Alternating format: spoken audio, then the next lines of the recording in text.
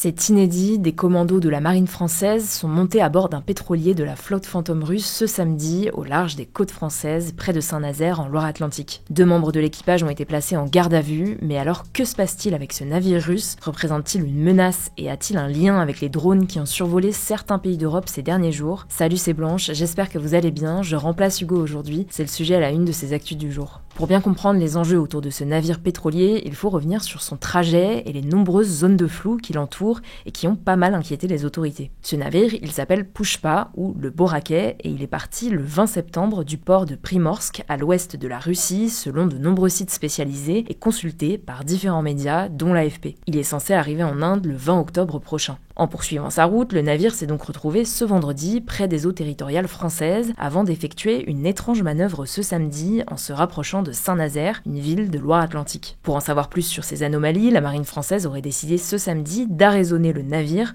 donc de l'arrêter en mer, afin de procéder à un contrôle. Une équipe de visite est alors montée à bord selon une source militaire qui a informé France Télévisions. Et depuis, le navire est immobilisé. Après ce contrôle, une enquête judiciaire a été officiellement ouverte par le parquet de Brest. Elle accuse le navire de défaut de justification de la nationalité du navire/pavillon, de refus d'obtempérer du pétrolier et de délit maritime. Car oui, en fait, ce pétrolier de 244 mètres de long est officiellement immatriculé au Bénin, un pays d'Afrique de l'Ouest. Ça veut donc dire qu'il bat le pavillon béninois, lui conférant ainsi la nationalité maritime du Bénin. Le truc, c'est que Pushpa a beaucoup changé de pavillon au fil des années, et d'ailleurs il est toujours aujourd'hui répertorié comme faisant officiellement partie de la flotte fantôme russe. Mais alors, qu'est-ce que c'est que cette flotte fantôme exactement? Eh bien, ce groupe de navires pétroliers est utilisé par le gouvernement russe pour continuer d'exporter et de vendre clandestinement son pétrole, en contournant ainsi les sanctions internationales qui visent la Russie depuis qu'elle a massivement envahi l'Ukraine en février 2022. En effet, la Russie a interdiction d'importer du pétrole russe dans l'UE avec un plafond strict sur le prix du pétrole autorisé à l'exportation afin de limiter ses revenus, notamment pour financer sa guerre. La Russie masque donc la vraie identité de ses bateaux en utilisant le pavillon d'un autre pays, ici le Bénin, afin de masquer leur origine russe, afin d'échapper à la surveillance ou aux interdictions. Le nombre précis de bateaux appartenant à cette flotte est aujourd'hui inconnu, mais il s'élèverait à plusieurs centaines de navires. En tout cas, ce mardi, 2 membres de l'équipage ont été placés en garde à vue. Selon le procureur de Brest, il s'agirait du commandant du navire et de son second. Le second a été libéré, mais le commandant du bateau a été déféré devant le procureur de la République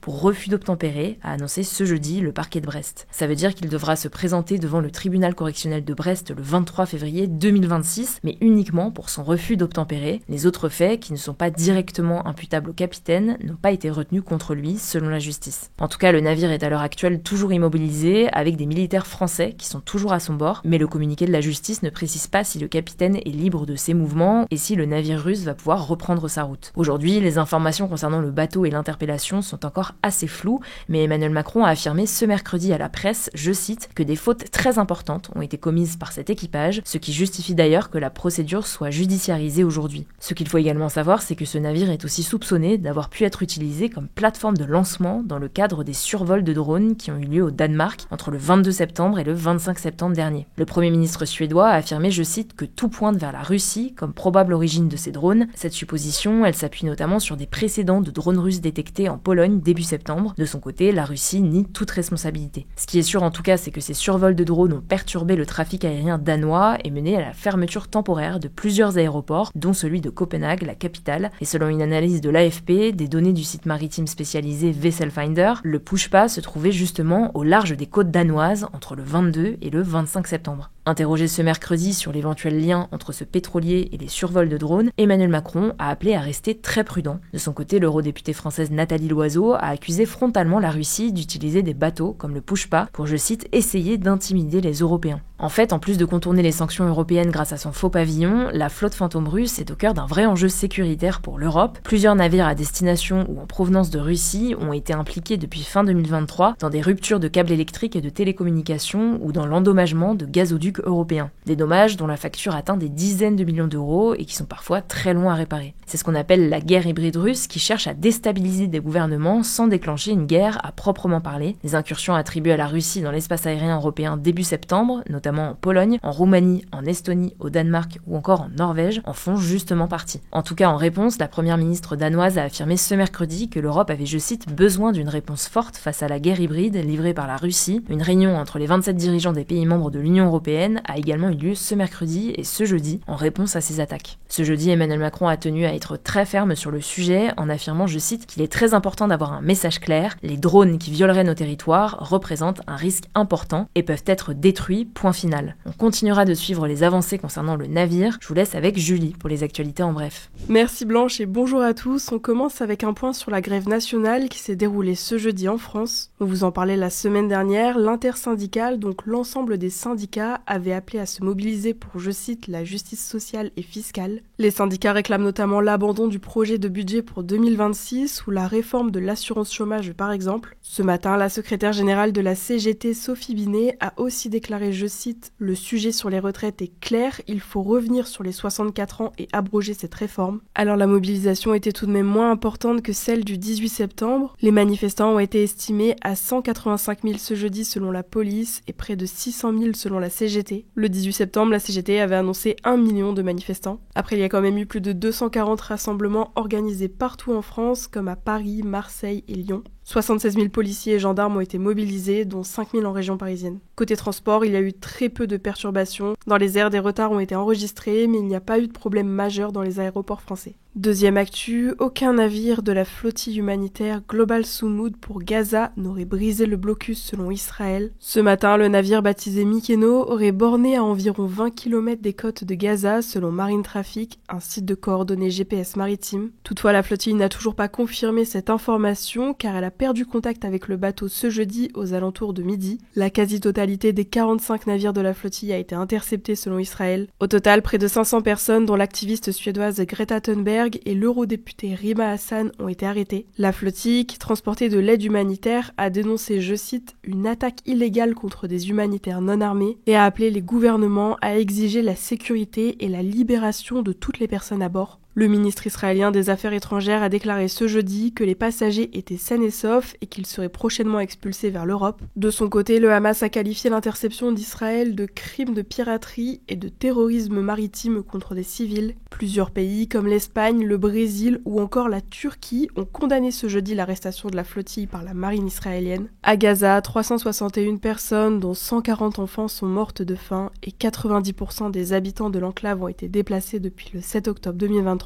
en raison des bombardements israéliens. Troisième actu, au Maroc, 2 personnes ont été tuées par balle ce mercredi près d'Agadir dans le sud après avoir tenté de prendre d'assaut un poste de gendarmerie selon les autorités locales. Les 2 manifestants auraient incendié un véhicule et une partie de la gendarmerie avant d'effectuer une tentative de vol de munitions, de matériel et d'armes de service, selon les autorités locales citées par l'agence de presse MAP. Ces 2 décès ont eu lieu lors de la 5e journée consécutive de mobilisation qui rassemble la jeunesse marocaine. Le mouvement est porté sur Discord par le groupe Gen Z 212 qui se veut pacifique. Il réclame une réforme des services publics de santé et éducatifs. Sur les réseaux sociaux, le collectif explique qu'il rejette la violence et agit par amour de la patrie et du roi. Depuis le début des manifestations, 400 personnes ont été interpellées par la police et 300 ont été blessées, en majorité dans les rangs des forces de l'ordre, selon le porte-parole du ministère de l'Intérieur marocain. De son côté, la Gen Z 212 promet de poursuivre le mouvement. Quatrième actu, 2 personnes ont été tuées lors d'une attaque au couteau dans une synagogue à Manchester au Royaume-Uni. Une 3e personne soupçonnée d'être l'assaillant aurait été abattue par la police. Cette attaque s'est déroulée le jour de Yom Kippour, la fête la plus sacrée du judaïsme, durant laquelle les fidèles se rendent traditionnellement à la synagogue pour prier. Le Premier ministre britannique Keir Starmer, qui s'est dit horrifié par l'attaque, a écourté sa participation au sommet de la communauté politique européenne à Copenhague pour rentrer au Royaume-Uni. Il a aussi annoncé le renforcement de la sécurité autour des lieux de culte juifs. On n'a pas plus d'informations sur l'assaillant ni sur les motifs de l'attaque. 5e actu, la Corée du Sud a reconnu ce jeudi sa responsabilité dans l'adoption de dizaines de milliers d'enfants envoyés à l'étranger pendant près de 50 ans. En fait, en 1953, à la fin de la guerre de Corée, beaucoup d'enfants métis sont nés de pères soldats américains et de mères coréennes. La Corée a longtemps prôné l'homogénéité ethnique, donc le fait que les enfants soient 100% coréens. Dans ce cadre, beaucoup de bébés métis ont été envoyés à l'étranger à l'adoption internationale. Mais le système a rapidement dérivé avec des falsifications de documents, des échanges d'identité ou même en ignorant l'avis des parents avant d'envoyer leurs enfants à l'adoption. Pendant des dizaines d'années, des orphelinats et des agences, avec l'accord de l'État, ont facilité le départ de milliers d'enfants, souvent sans que leur famille biologique ne soit au courant. Entre 1953 et 1999, plus de 140 000 enfants sud-coréens ont été adoptés à l'étranger. Après 2 ans d'enquête, la commission Vérité et Réconciliation de Corée du Sud a donc conclu à une responsabilité directe du gouvernement sud-coréen. Des associations d'adoptés réclament l'accès à leur dossier, la restitution de leur véritable identité et des réparations symboliques. De son côté, le président sud-coréen Lee Jae-myung a officiellement présenté ses excuses, affirmant que l'État n'avait pas pleinement assumé ses responsabilités. 6e actu, 6 boutiques physiques du géant chinois de l'ultra fast fashion Shein vont ouvrir prochainement en France selon un communiqué publié ce mercredi. C'est la première fois que Shein ouvre des magasins permanents, donc qui ne sont pas des pop-up stores comme on a pu le voir précédemment à Paris ou à Dijon. Ces 6 magasins vont donc ouvrir leurs portes au mois de novembre dans plusieurs grandes villes de France. D'abord au BHV Marais à Paris, puis progressivement aux Galeries Lafayette de Dijon, Reims, Grenoble, Angers et Limoges. En fait, Shein s'est allié avec la Société des grands magasins qui détient notamment le BHV Marais et plusieurs magasins Galeries Lafayette en France. Le porte-parole de Shein en France, Quentin Ruffat, a défendu le projet ce matin sur France Info en déclarant que ces magasins permettront d'attirer une clientèle plus jeune, internationale et connectée. De leur côté, les Galeries Lafayette ont affirmé s'opposer à l'installation des boutiques Shein dans un communiqué et avertissent qu'ils feront tout pour l'empêcher. Shein, qui est régulièrement accusée de concurrence déloyale, est la marque de mode qui émet le plus de gaz à effet de serre dans le monde, selon l'ONG américaine Standearth. Et enfin, on termine avec cette actu. Le réseau social Instagram vient de lancer en France une carte qui permet aux utilisateurs de partager leur localisation en temps réel avec leurs amis, comme sur Snapchat.